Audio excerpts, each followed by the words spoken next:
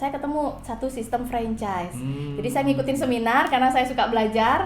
Akhirnya ternyata ada jalan keluar untuk saya bisa mewujudkan impian saya dan impian mungkin anak-anak yang ada di daerah.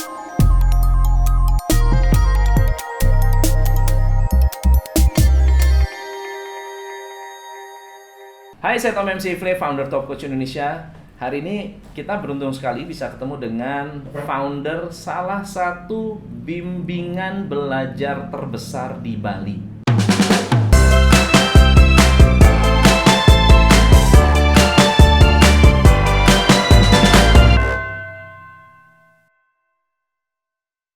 Beliau adalah seorang wanita. Nanti Anda lihat sendiri orangnya seperti apa. Beliau masih muda, masih energik, tapi punya bisnis yang luar biasa. Hari ini sudah mencapai 115 cabang.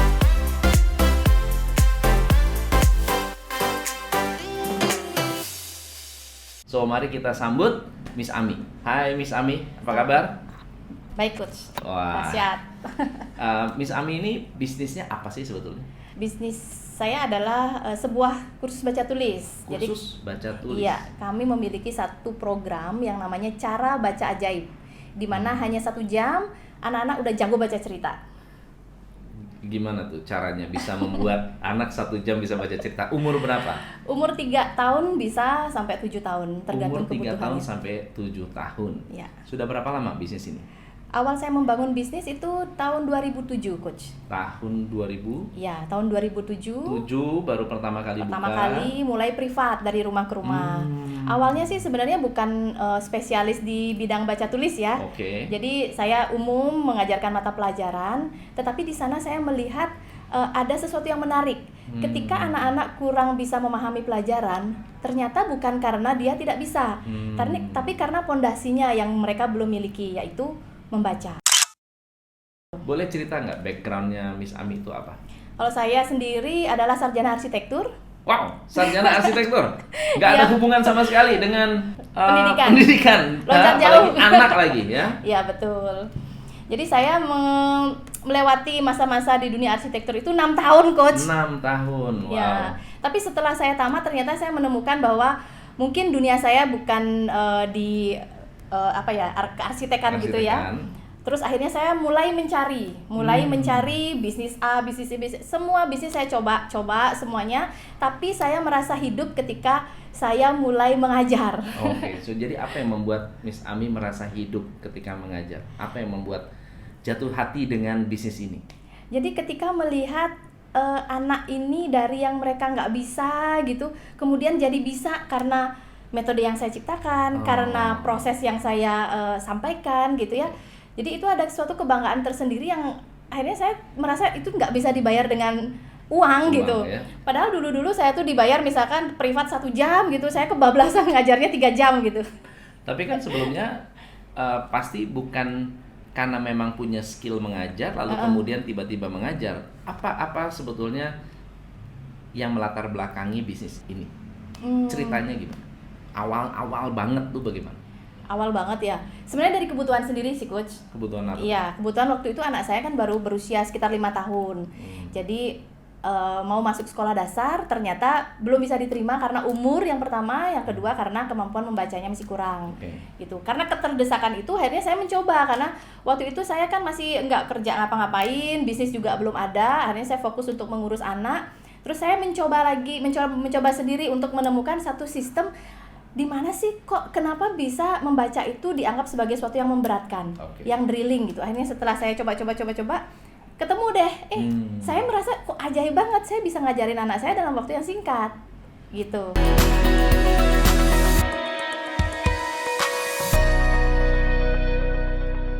Apa yang waktu itu terjadi sehingga berpikir kenapa nggak dijadikan bisnis? Apa yang waktu itu men-trigger untuk menjadikan bisnis? Kenapa? Kan itu kan anak udah selesai masalahnya.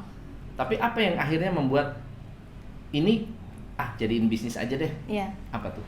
Awalnya sih mengalir aja seperti biasanya gitu ya, karena tidak ada keinginan untuk yang bisnis serius seperti sekarang gitu awalnya.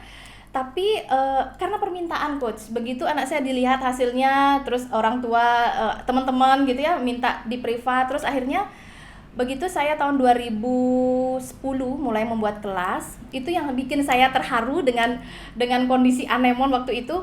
Anemon hanya ada di kota Denpasar. Oke. Tapi siswanya datangnya dari luar kabupaten. Wow. Itu Waktu yang itu baru satu tempat. ada 2 tempat waktu itu. 2 tempat. Ya, ada 2 tempat. Dan kita yang ngajar saya juga, sendiri? guru-guru juga. Akhirnya saya mulai merekrut guru. Gitu. Jadi akhirnya itu yang membuat saya gimana ya caranya supaya Anemon ini bisa melayani anak-anak yang ada di daerah juga. Awalnya itu yang membuat saya berpikir gimana ya, padahal saya sendiri secara kemampuan dan secara keuangan kan belum mampu lah untuk membuat Anemon seperti sekarang sebanyak ini gitu. Akhirnya tahun 2012 saya ketemu satu sistem franchise. Jadi saya ngikutin seminar karena saya suka belajar. Akhirnya ternyata ada jalan keluar untuk saya bisa mewujudkan impian saya dan impian mungkin anak-anak yang ada di daerah. Jadi mereka nggak perlu jalan sejauh 2 jam lebih gitu hanya untuk belajar baca. Oke.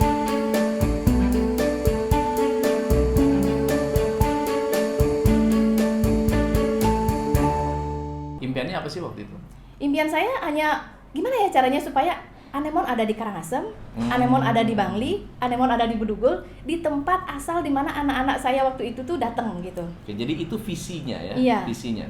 Nah, kan bisnis nggak segampang yang diceritakan. Kalau mendengarkan hari ini Anemon sudah 115 cabang, rasanya kayaknya enak banget. Tapi apakah segampang itukah membangun bisnis? Enggak banget. Enggak banget ya. Terus apa momen yang paling berat saat membangun bisnis? Oke. Waktu itu saya memang menyangka bahwa dengan bermodalkan saya mengajar saja, saya udah bisa bangun bisnis, saya udah bisa bikin outlet, saya udah bisa bantu banyak anak-anak yang seperti yang saya impikan gitu. Tapi ternyata setelah saya mulai bangun bisnis, kemudian memperkenalkan brand coach. Jadi kita punya tagline yang cara baca ajaib, mengundang banyak sekali kontroversi dan itu tuh bikin viral banget di zamannya waktu itu, sampai ada orang tua yang masa sih bener udah 1 jam bisa baca, ibu berani sumpah nggak diapain anak saya? Jampi-jampi diguna-guna atau diapain gitu. Jadi pertanyaan-pertanyaan seperti itu yang menarik waktu itu. Tapi dengan bukti akhirnya kita memang menunjukkan bahwa 1 jam itu udah bisa loh gitu. Nah kemudian step selanjutnya adalah merekrut karyawan. Karena kan saya basically nggak pernah belajar khusus tentang bisnis. Seperti sekarang saya banyak belajar lagi gitu ya. Merekrut karyawan gitu. Terus tidak ada keterampilan skill di sana yang namanya leader, kemudian perempuan lagi kan kadang-kadang baperan gitu. Nah yang paling terberat yang saya rasakan ketika saya merekrut franchisee. Awalnya saya berpikir bahwa orang mau buka Anemon udah clear masalahnya, brandnya udah makin kuat, kemudian kita bisa melayani banyak anak-anak. Tapi ternyata tidak stop sampai di situ. Merekrut orang yang katakanlah mereka memiliki kemampuan keuangan yang jauh lebih tinggi daripada saya, kemudian otoritas yang lebih tinggi, membuat saya merasa waktu itu, pernah satu hari saya bilang, saya mau berhenti di Anemon, nggak kuat waktu itu. Tapi saya ingat lagi dengan janji-janji saya terhadap anak-anak itu yang bikin saya nggak boleh berhenti. Saya punya visi, saya punya tujuan, mungkin memang saya tuh dilahirkan gitu ya untuk banyak kasih anak-anak pendidikan yang lebih menyenangkan, yang lebih mudah gitu ya. Tapi saya nggak akan berhenti hanya karena masalah ini. Akhirnya saya mulai belajar lagi, terus belajar, dan sekarang puji Tuhan sudah banyak hal-hal yang menjadi tantangan yang bisa kita lewati.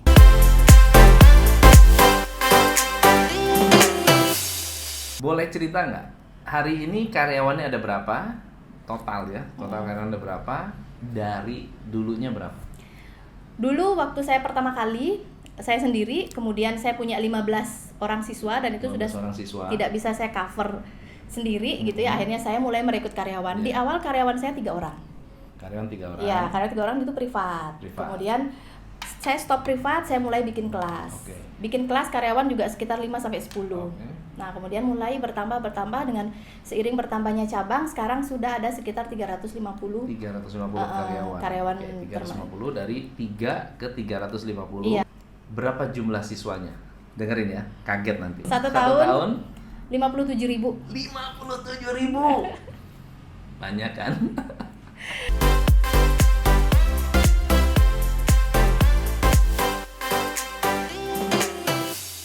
Jadi kalau diukur dalam bentuk omset, kalau boleh tahu, seluruh cabang kalau digabung jadi satu, kan total 115 cabang. Ya, Seluruh cabang kalau digabung jadi satu, omsetnya berapa dalam 1 tahun? sekitar 47,5 M. 47,5 miliar. Belajar baca, belajar tulis. Ngomong-ngomong, hari ini Anemon boleh dikatakan salah satu yang leading di Bali. Betul ya? Betul. Terus buat apa coaching? Jadi Miss Ami ini omset 47 miliar, karyawannya 350 lebih, lalu mendatangkan seorang business coach ke Bali untuk dilatih. Saya honestly penasaran, buat apa? Bisnis ayah aja nggak segede gitu, betul ya? Ngapain belajar dari orang yang, maksudnya orang yang bisnisnya lebih kecil? Jadi dalam perjalanan berbisnis gitu ya, saya merasa bahwa kita tuh harus terus-menerus improve, harus menerus belajar. Dan tantangan di dalam berbisnis itu tidak stop, artinya terus upgrade juga tantangan-tantangan itu. Ada hal-hal yang memang saya belum mengerti dan kadang saya masih sering sekali terlibat di bisnis, belum maksimal untuk mendelegasikan pekerjaan-pekerjaan kepada tim. Jadi saya pingin suatu saat bisnis saya profitable dan autopilot. Nah, hari ini seberapa jauh profitable dan pernah nggak ditinggal dalam jangka waktu yang panjang bisnis ini? Pernah. Semenjak coaching saya off 8 bulan. 8 bulan. Nah, dan bisnisnya turun atau naik? Naik justru. Wah, berarti nggak usah ada di sini lagi. Apa kira-kira yang menyebabkan bisa ditinggal begitu lama? Ya, karena sistem itu. Karena sistem. Siapapun orang yang ada di dalam bisnis kita, ketika sistem kita sudah tepat dan baik, bisa diduplikasi. Jadi kita tidak ketergantungan sama orang. Yang selama ini yang saya lakukan, mungkin saya terlalu perfeksionis gitu ya menjadi seorang leader sehingga susah banget untuk mempercayai tim. Tapi dengan adanya sistem inilah yang membuat kita ada rasa trust gitu. Dan yang terpenting yang saya dapatkan selama coaching ini adalah bagaimana kita membangun culture itu benar-benar beda dari coach bisnis yang lain gitu. Setelah ini culture ya, kalau mau coaching sama yang terbaik memang harus benar. Ya.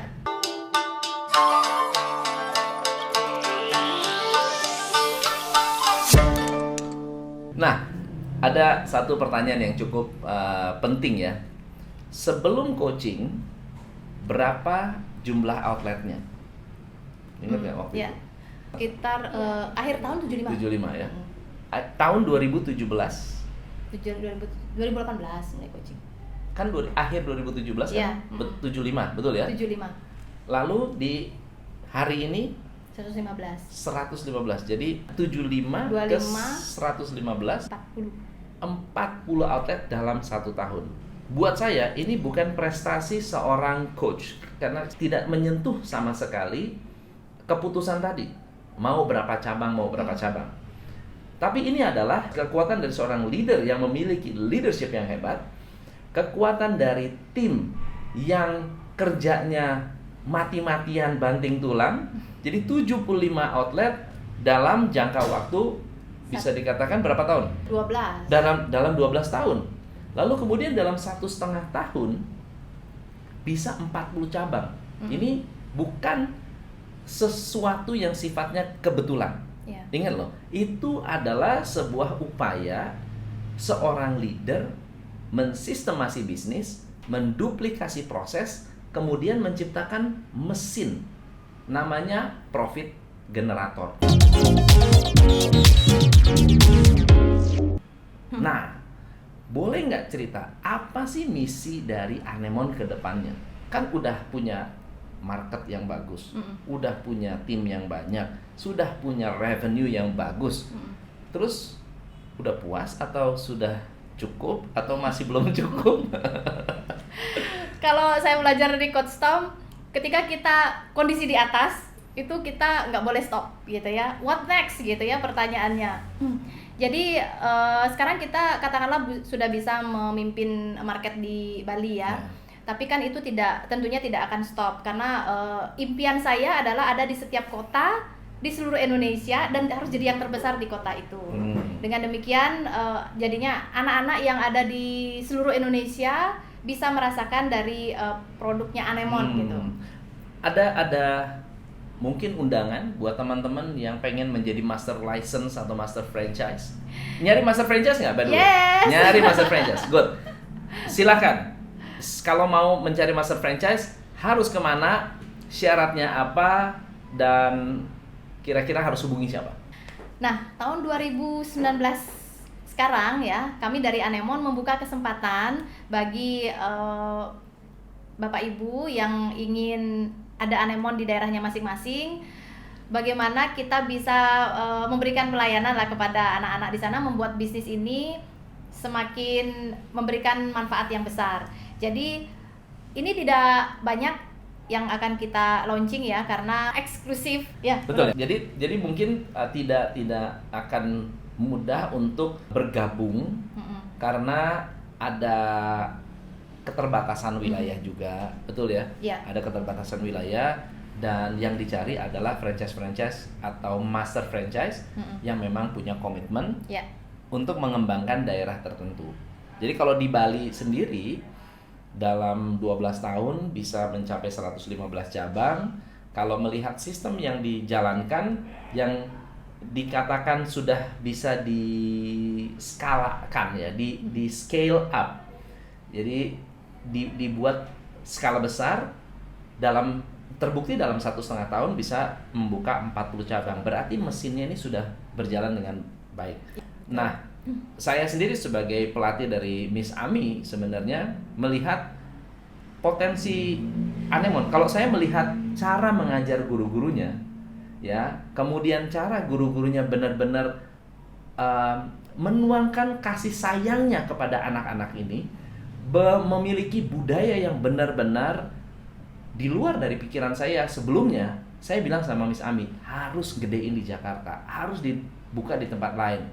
Beliau yang mengatakan, nanti dulu deh. Saya melihat potensi yang luar biasa. Maka ketika saya coaching, saya bilang, yuk kita buktiin, kita systemize, kita buka, kita kejar, pasti akan jauh lebih baik, pasti akan jauh lebih dahsyat.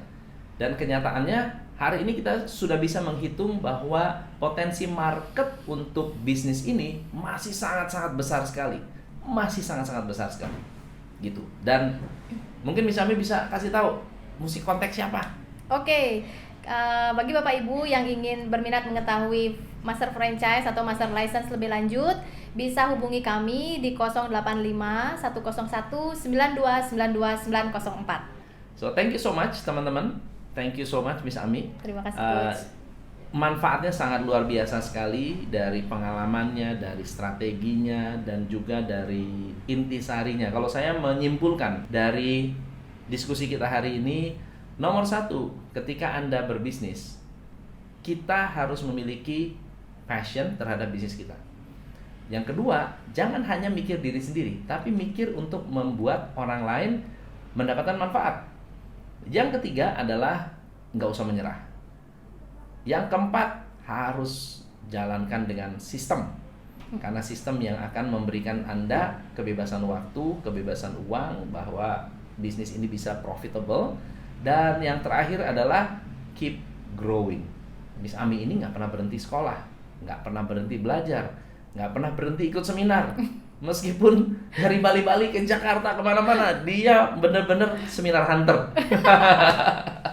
Jadi 5 hal itu yang menurut saya terbukti bisa membuat sebuah bisnis yang bisa dikatakan tidak dipercaya oleh orang di luar sana, ternyata bisa menjadi sebuah bisnis raksasa untuk skala Bali, adalah market leader. So thank you so much. Saya Tom MC Ifle. Salam pencerahan. Thank you Miss Ami. Terima kasih Coach. Hanya di Top Coach Indonesia.